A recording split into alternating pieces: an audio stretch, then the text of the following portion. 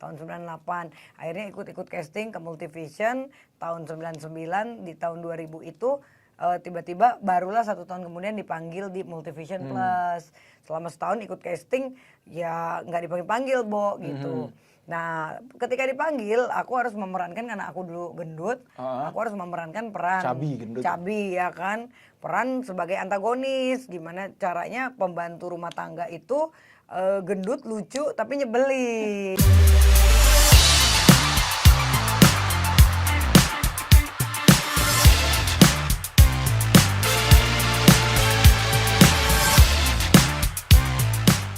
Oke, assalamualaikum, Bintang Update, Sobat Bintang. Kali ini kalian pasti nggak akan familiar, lupa.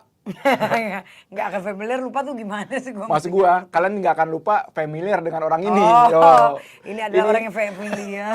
Sampai dia kebalik-balik. Gua kedinginan sini, iya, grogi. Dia grogi, jadi ngeblank nih, ya Oke, kan? Barbie Kumalasari. Barbie Kumalasari kan dikenal artis seksi, sensasional dan kontroversi. Itu 3 lengkap deh. Udah siapa orang tahu lah, kayak lagu Sibo itu. Siapa tak kenal dia. Oke. Kemarin ketemu di acara premier film Barbie. Dia tuh looknya tuh keren. Pinky, ya, girly, ceria. Tapi ya tetap dia menjaga umurnya. Nggak terlalu heboh ya waktu itu ya. Tetap gue elegan. Rambutnya juga bagus sih dia kemarin pakai ini. Yes. Sampai jam tangannya pink, semuanya pink fashion ya. Mungkin banyak yang nggak tahu di belakang Barbie itu apa sih pencapaian Barbie sampai saat ini tuh kan butuh perjuangan. Betul. Kita ulas sedikit ya hal-hal kayak gitu tentang Barbie Kumalasari. Gimana Barbie? Kita ngomong yang kalem aja dah. Gitu. Ya oke. Kita ngomongnya yang kalem. Nggak usah gibah. Gibah, ya kan. Yang gibah udah biarin aja. Barbie Kumalasari dulu kan dikenal sebagai pemain sinetron. Dia sebagai si Inem ya apa? Ijah. Di Jin dan Jun atau di Bidadari. Bidadari sama si Bom Marsyanda. Ya, Nia Ramadhani ya. Iya, jangan Nia dan Niati ya. Ntar gue nyanyi Lawas lagi. Dong. Nyanyi nih. Dari situ Barbie itu udah lumayan dapat sorotan ya. Tapi akhirnya lama menghilang.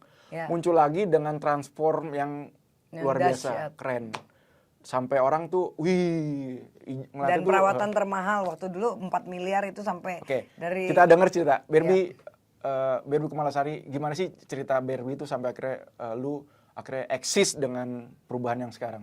Iya, jadi gue dulu kan gemuk, memang dari lahir itu beratnya udah 4 kilo. And then Obe Bo, ya kan, karena emang aku anak pertama, kemudian mamaku sayang banget sama aku, tiap hari tuh makannya coklat, daging, nggak pernah yang namanya tempe tahu tuh tidak pernah.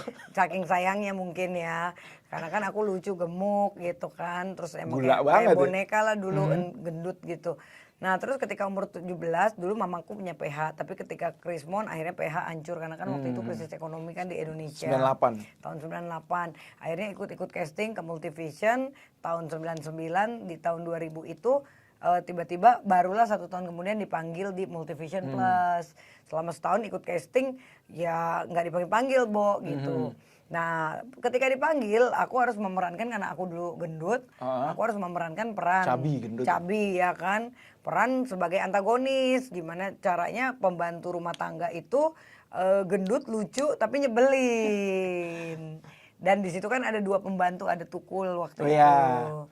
Jadi aku konfliknya itu berantem terus sama Tukul untuk jagain rumahnya Marsyanda yang besar itu. Setelah Marsyanda kan diganti terus nggak lama Angel Karamoy, karena memang itu rating nomor 1 dulu di RCTI. Emang best sih zamannya pada saat itu.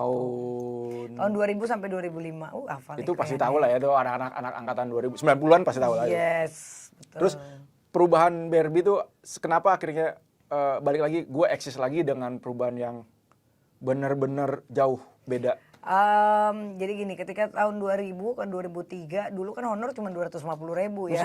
Honor pertama? Honor pertama 250.000. Itu syuting dari jam berapa sampai jam berapa? Itu untuk 1 minggu, jangan sedih. 1 minggu berapa? 1 minggu 250.000. Perjuangan. Kan? Bayangin aja gue naik bensin, naik mobil, boro-boro cukup. Itu pun gak langsung dibayarnya cash, bayarnya 1 bulan kemudian. Jadi kalau di Multivision itu ngantri sampai injek-injekan kaki gue dulu sama Happy Salma. Ngantri 250 sebulan? Iya. Itu tahun 2000? Itu per 1 episode, tapi keluarnya baru 1 bulan. Itu tahun 2000? Tahun 2000 pas. 2000 pas? Iya. Ya lumayan lah saat itu ya, Ya. tapi tetap kurang. Iya, ya iyalah. Udah gitu kan syutingnya 1 minggu, memang nggak 1 minggu full, sekitar paling cepat 4 hari, paling lama 5 hari. Karena kan dulu kan cuma 1 kamera kan awalnya. Ya. Tapi setelah 2 tahun 3 tahun karena rating nomor 1 mulai 2 kamera gitu. Jadi proses lebih cepat. Prosesnya agak cepat. Kalau dulu kan enggak, syuting di sini, close sana, close sini. Gue tuh sampai semua anak-anak lighting tuh gue sampai hafal tuh lampu nih kalau angle-nya ya? begini, ini begini. Karena kan gue bergaulnya kan sama anak-anak lighting, sama anak-anak kru. Gue lebih suka bergaul sama mereka daripada sama artis. Kenapa? Karena pada saat gue dulu gendut tuh kayak gue dikucilkan. Oh. Gue aja make up aja nggak boleh pakainya yang merek Chanel, bolehnya Berarti mereknya Van Bo. masa-masa itu lo sempet merasakan paling Diskriminasi. Waduh. Itu yang bikin gue balas Tapi dendam. sekarang dendam. Baru mau ngomong. Revenge. Wah. Berarti emang masa-masa perjuangan lo tuh lo ngerasa didiskriminasi nggak dianggap ya? Kayak Dipandang lagu kan, remeh lah ya. Kekasih tak dianggap ya seperti Bagai- itulah. Kekasih Sudah. yang tak dianggap aku hanya Tapi bisa. dari situ lo tidak mental lo tetap Mental udahlah. gua kan ya alhamdulillah karena nyokap juga dulu fighter, pembalap juga, pernah punya PH juga, minimal pemikirannya tuh nurun ke anaknya.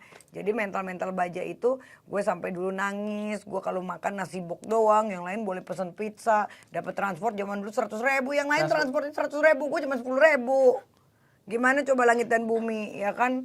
Terus kalau misalnya ada salah satu artis terkenal deh ya, walaupun sekarang dia udah segan sama gue, dulu misalnya dia syuting di sana, dia yang salah dialognya, gue lagi di sini, terus dia tiba-tiba maki-maki aku dari sana. Katanya yang gendut itu, Kenapa berisik gitu? lu jangan ngeliatin gue ya, gara-gara lu ngeliatin gue jadi ngeblank. Terus gue bilang gila kali ya nih cewek ya, gue lagi cewek. ngobrol ya, artis terkenal, kan dia peran utamanya, jadi gue kayak bingung gitu loh.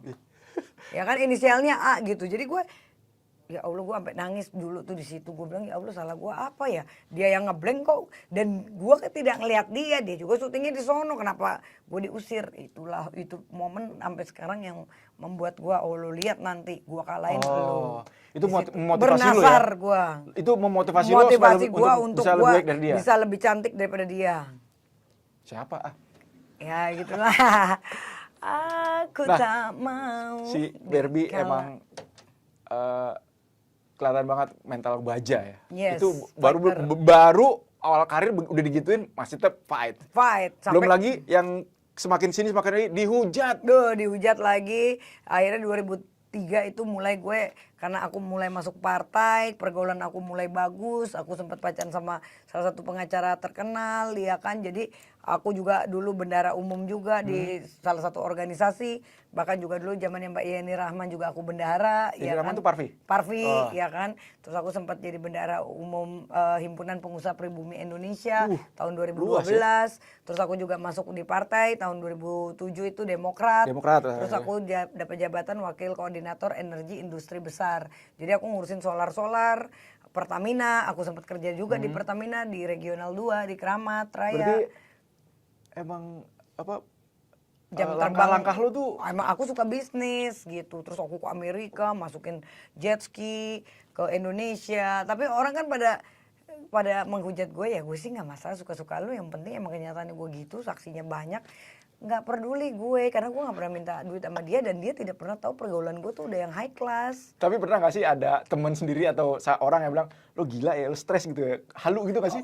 Ya ini ada salah satu artis yang bikin gue naik di 2019, karena dia melihat body gue yang, ya kalau sekarang kan agak gemukan ya, gue naik 10 kilo. Ya ini ideal kok menurut gue. Iya kan, kalau kemarin kan gue sampai berotot semua. Di Amerika gue sampai diposting, karena kan gue lagi gila-gila Jennifer Lopez tahun 2018. Gue turun 60 kilo tanpa liposuction selama 3 tahun. Gue nge-gym setiap hari 6 jam, 6 jam, 6 jam. Pagi 6 jam, sore 6 jam. Karena waktu itu duit gue lagi banyak nih. Jadi gue gak perlu kerja, duit gue udah miliaran. Ya hidup gue cuma makan tidur, olahraga, makan tidur, Yang olahraga. belum tahu, lihat tuh. Terus gue cuman hobinya ke Singapura, gue main kasino, ke Amrik, gue main kapal pesiar. Hidupnya udah kayak gitu. Karena kita bisnisnya kan bisnis minyak, solar, SPBU, kan gede-gede semua. Jadi kita cari duit dari diri kita sendiri, bukan Jadi passive income-nya tuh ada ya, putar ya? ada. Terus gue punya diskotik tahun 2003 itu di salah satu Sarinah, ya kan, gue partneran pada saat itu. Terus akhirnya gue bikin diskotik sendiri di 2013 sampai 2015 di daerah Bali, yang main DJ-DJ dari dunia. bikin restoran, udah kemana-mana jam terbangnya. Terus udah nih sempet bikin lagu, enggak, lu sekolah hukum dulu ya, pengacara. Terus pengacara gimana tuh? Ngambil 2016 aku ngambil PKPA dan di situ aku dapat berita acara sumpah. Karena kan jadi lawyer walaupun sarjana hukum kalau dia nggak ikut pendidikan lagi, dia nggak punya title. Terus belum bisa jadi. Kalau sekarang kan aku bersidang, udah, iya belum bisa bersidang. Kalau sekarang aku udah punya title ADV, depannya ADV Kumalasari sebenarnya nama aslinya. Tapi kan sekarang ya udahlah ADV Barbie gitu kan kalau untuk nama hitsnya gitu. Tapi gue udah punya title karena aku resmi mengikuti itu semuanya. Nah ketika di 2019 body gue lagi seksi ya kan, banyak banget adalah salah satu konflik gue sama salah satu pengacara yang sebenarnya cinta terpendam gak kesampaian. Akhirnya dia membuat gara-gara biar gue tuh mati gitu, karirnya hancur. Terus satu, kedua ada juga artis cewek yang emang jealous karena kan gue waktu itu lagi naik. Bayangin aja dari gue kayak kulkas 5 pintu, gue jadi kayak kulkas mini hotel, Bo. Gimana berarti, itu perjuangannya nggak ngabisin duit, nggak ngabisin kedisiplinan, itu bener-bener mahal banget pada saat itu. Berarti Barbie untuk lawyernya udah diberhentiin dulu, vakum dulu atau? Oh enggak dong, aku di kantor law firm ada 3 sekarang. Ya, tadi berarti masih usaha jalan dia semua. itu nggak. Iya, gue mau dijatuhin orang katanya gue advokat palsu, gue dikatain sama nih cewek. Terus dia yang pertama kali ngatain gue halu. Terus dia waktu itu kan masih kere, jadi dia kalau gue pakai barang-barang katanya barang gue KW semua. Imitasi gitu ya. Udah, kita nggak usah gibah. Iya, kita nggak usah gibah. Profesi, profil. Nah, udah tuh perjalanan udah nggak bakal di. Nah, terus kan dibantai. Dulu followers gue masih 200 karena 200.000 emang gue kan nggak suka ya karena gue orang kerja, gue ngurusin gas, hidup gue kan di luar negeri terus jarang di Indonesia, makanya anakku aku titip sama mantan suami gitu. Tapi kok gue pas balik ke Indonesia kok orang-orang pada norak-norak kayak gini. Dan karena dia followersnya lebih banyak, emang dia main medsos. Aktif. Kalau Eka kan orang kerja normal beneran yang ada wujudnya nih, duit lo kerja ini sekian kontrak. Gak ada waktu buat sosmed. Gak ada waktu gue buat sosmed, apalagi gue nge-live terus tiap hari. Menurut gue orang yang live terus itu ya orang yang gak diperlukan oleh orang sekitar. Oh, karena dia punya waktu kosong banyak. Yes, coba kalau kayak kita orang sibuk, boro-boro gue mau nge-live. Gue 1 bulan 1 kali aja nge-live gak pernah. Gimana coba? Karena gak ada waktu. Setiap hari kita telepon aja udah ratusan orang. Belum gue ngurusin banyak organisasi kan. Dan jabatan gue tinggi-tinggi semua. Sekarang tuh jabatan-jabatan itu masih dijalanin? Masih dijalanin, dan gue kemarin ketika menang boxing di Holy Wings. Kan aku lawan Irma Dharma Wangsa. Akhirnya musuh bebuyutan. Musuh bebuyutan. Setelah aku menang, aku mendapatkan ini kan piala, terus aku dikasih Bang Hotman Paris. Akhirnya kita baikan ya kan, dikasih Bang Hotman Paris ini cincin ya kan dari Holy Wings gitu. Terus sekitar nggak nyampe sebulan aku dapat license, aku adalah promotor satu-satunya untuk combat fighter di Indonesia yang selebriti wanita. Oh, promotor. Aku dapat license satu-satunya selebriti wanita. Tapi itu dijalanin ya? Sekarang dijalanin. Siapa ini. Yang pernah lo? Nanti aku mau bikin event sebentar lagi. Ini makanya kita lagi mau proses mungkin bikinnya siapa tuh? Di Bandung gitu. Ya rencananya Vicky Prasetyo. Sama? Kalau bisa mungkin gue nanti lawan Sinta Bahir. Gitu. Barbie, udah. Itu sekilas, nggak sekilas sih, panjang profil, panjang profil soal Barbie Kumalasari yang banyak orang nggak tahu. Yeah. Kalau dia dulu juga dikucilkan, sempat dimaki pula. Iya, dimaki-maki. Sempat tidak dihargain. Nggak boleh pakai makeup yang bermerek. Ya dipandang rendah lah. Ya pasti semua yang sudah mempunyai nama pasti awalnya juga kayak gitu dulu ya, mungkin ya. Iya pasti.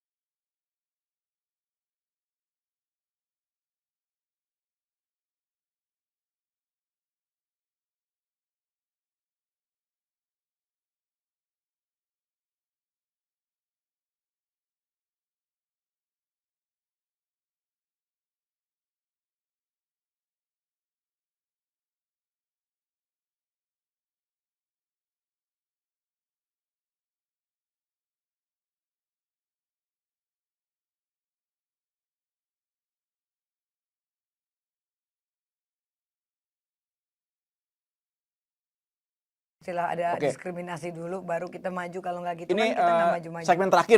Segmen terakhir yang kayaknya Barbie harus dijawab dengan cepat, nggak cepat sih. Boleh, ayo mau jawaban apa, ayo. Oke, Barbie Kumalasari sebagai artis kontroversi, sensasi dan seksi.